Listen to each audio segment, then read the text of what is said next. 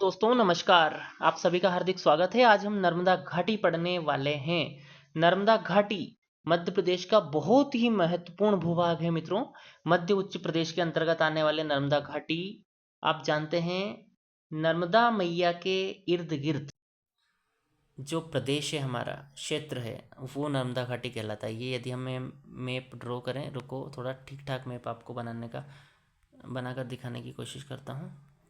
तो जो हम एमपी में नर्मदा घाटी का एरिया देखें तो वो कहाँ दिखेगा। चलो मैप बना रहा हूँ, आप मैप की प्रैक्टिस किया करो। बिना मैप से ना उत्तर अच्छा नहीं बनता है, मैप बनाया करो। तो ये एरिया है ना, यहाँ से निकलती है नर्मदा मैया। तो ये ऐसे करके ना, ये जो बीच में मैंने बनाया ना पूरा, ये नर्मदा घाटी है। इतना तो आप पहले की क्लासों में देख ही चुके होंगे नर्मदा घाटी कहाँ पड़ेगी। और ये मध्य प्रदेश का दूसरा बड़ा भूभाग है मित्रों, पता है आपको। पहला कौन सा है, मालवा, और दूसरा कौन सा है, नर्मदा घाटी। तो ये जो नीले रंग से मैंने कवर किया ना, ये नर्मदा घाटी है। समझ में आ गया आपको। अब अवस्थिति तो समझ में आई गई होगी।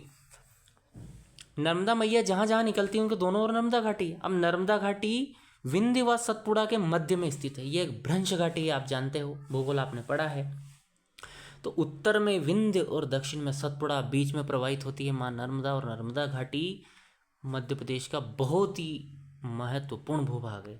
यहाँ कृषि के दृष्टिकोण से काफ़ी अनुकूल स्थितियाँ हैं। सिंचाई, विद्युत उत्पादन, पर्यटन, प्राकृतिक पर्यटन तो काफ़ी समृद्ध है मित्रों। तो नर्मदा घाटी बहुत इंपॉर्टेंट है। चलिए शुरुआत करते हैं पढ़ने की। अवस्थिति कैसे बताओगे। मालवा के दक्षिण में, रीवा पन्ना पठार के भी दक्षिण में है, ठीक है। अवस्थिति आप देख चुके हो। सतपुड़ा श्रेणी के उत्तर में, बताया मैंने आपको। विंध्य के दक्षिण में यह है। अक्षांशीय देशांतीय विस्तार भी बताई दो यार। 22.5 डिग्री लिखना है और 23-45 लिखना है, और क्या। 22.5 से 23-45, ज़्यादा उत्तरी विस्तार नहीं है इसका, यानी 22.5 से 23.5 और जरा सा और ऊपर जा रहा है।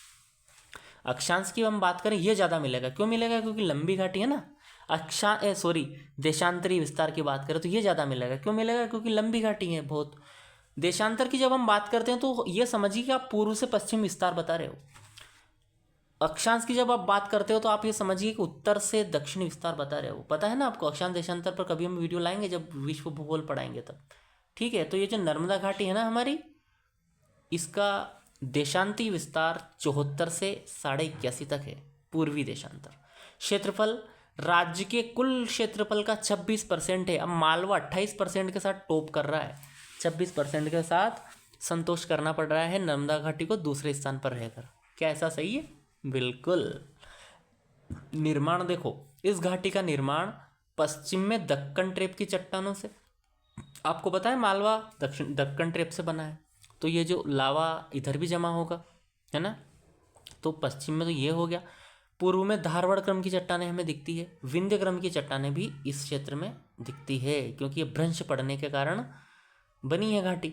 अब संबंधित प्रमुख जिले कौन कौन से हैं, तो जबलपुर, नरसिंहपुर, होशंगाबाद, हरदा, सीहोर, रायसेन, देवास, खंडवा, खरगोन। बाकी जिले तो यहाँ लिखे ही नहीं कंटेंट राइटर ने।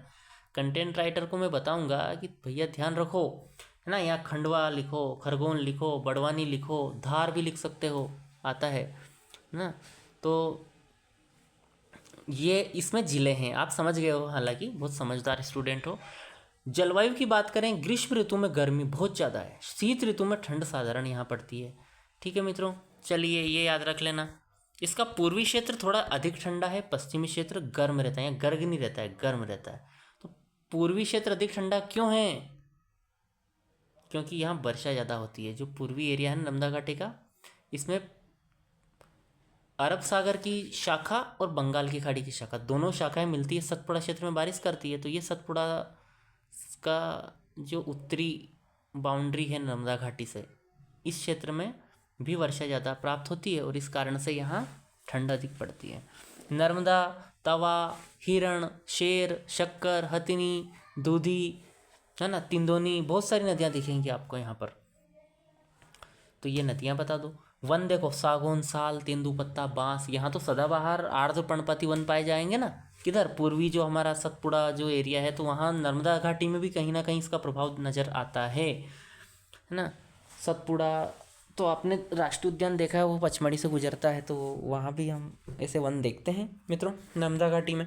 फसल इसके पश्चिम में कपास व मूंगफली, पश्चिम में कपास मूंगफली क्योंकि काली मृदा पाई जाती है यहाँ पर। मध्य क्षेत्र में गेहूँ, पूर्वी क्षेत्र में चावल का उत्पादन होता है। अब यहाँ मृदानी हम अगर समझेंगे, मृदानी देखी थी, सीधे फसल पर आगे मृदा देखो, पश्चिम में गहरी काली मिट्टी पाई जाती है, पूर्व में लाल मिट्टी पाई जाती है इस नर्मदा घाटी में। तो जो पश्चिम में काली मिट्टी है इसलिए कपास होता है, पूर्व में चावल क्यों होता है क्योंकि यहाँ पर लाल मिट्टी पाई जाती है और वर्षा भी ज़्यादा होती है इसलिए यहाँ चावल होता है।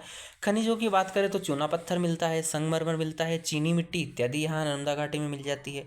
विशेष क्या क्या है, नर्मदा घाटी क्षेत्र को कृषि अर्थव्यवस्था की रीढ़ कहा जाता है। बहुत गेहूँ उत्पादन करती है अच्छा खासा मित्रों, है ना। चावल उत्पादन होता है इसलिए यहाँ दलहन उत्पादन भी अच्छा खासा होता है मित्रों इस क्षेत्र में, इसलिए इसे हम कृषि अर्थव्यवस्था की रीढ़ कहेंगे कि नहीं, बिल्कुल कहेंगे। 7 बार कृषि कर्मण पुरस्कार जितवाने में इसका योगदान है मित्रों। सबसे निचला प्राकृतिक भाग है ये, अगर सारे प्राकृतिक भागों की हम बात करें ना तो सबसे निचला नर्मदा घाटी है, यानी समुद्री स्तर से इसका ऊंचाई कम है, इसे कहते हैं सबसे निचला, इसलिए इसको बोला गया। अब देख लीजिए क्षेत्रफल है इसका 86,000 वर्ग किलोमीटर और 26%, 26 और 86 याद रखना, लिख दोगे बिल्कुल। अब इसके अन्य विशेष चीज़ों में जो कंटेंट राइटर साहब ने नहीं जोड़ा ना, मैं आपको बताऊँ उसमें क्या क्या लिखोगे। देखो आप लिखना मेरे दोस्तों, क्या लिखोगे आप, लिखना सांस्कृतिक धार्मिक पर्यटन स्थल बहुत ज़्यादा है यहाँ पर। इसके अलावा आप लिखना इसमें सांस्कृतिक धार्मिक पर्यटन स्थल में कैसे कैसे क्या क्या लिखोगे, जैसे महेश्वर हो गया, खरगोन हो गया, खरगोन में और खंडवा, है ना। यहाँ की जो कल्चर है, निमाड़ क्षेत्र आता है तो निमाड़ में कितना बिल्कुल लोक नृत्य, लोक गायन, है ना, नाट्य बहुत ज़्यादा दिखेंगे। अमरकंटक हमारा पर्यटन स्थल, नर्मदा घाटी धुआंधार भेड़ाघाट जलप्रपात, कितना प्राकृतिक पर्यटन स्थल है। पचमढ़ी हमारा, वैसे वो सतपुड़ा महादेव पर्वत श्रेणी में आता है लेकिन फिर भी इससे नर्मदा भी वहाँ से बहती है, दोनों का जंक्शन है वो नर्मदा घाटी और उसका सतपुड़ा का उत्तरी क्षेत्र। तो इस प्रकार से आप चीज़ों को विस्तारित करना सीख गए हैं, बताते जाना। तो ये 7 नंबर में तो हमें लिखना ही है, ज़्यादा लोड भी नहीं लेना है। MCQ सीरीज जब आएगी ना तो आप प्री को पूरी अच्छी तरीके से कवर कर लोगे इसमें। अभी इतना मेंस के दृष्टिकोण से काफ़ी ज़रूरी था जो हमने आज चर्चा में लिया।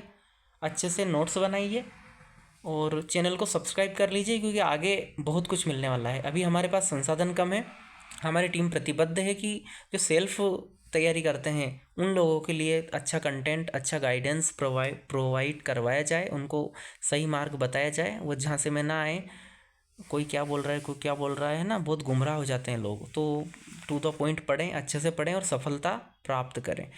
तो आप बने रहिए, चैनल को सब्सक्राइब कीजिए, लाइक कीजिए और शेयर कीजिए, अपने दोस्तों तक पहुंचाइए ज्ञान को। जितना बांटोगे उतना अच्छा होगा। आप दूसरों की मदद करोगे, ऊपर वाला आपकी मदद करेगा। ये तो सिंपल सी बात है। चलिए अब मुझे अनुमति दे दो, अगले वीडियो में हम सतपुड़ा प्रदेश पढ़ेंगे। चलिए बाय बाय।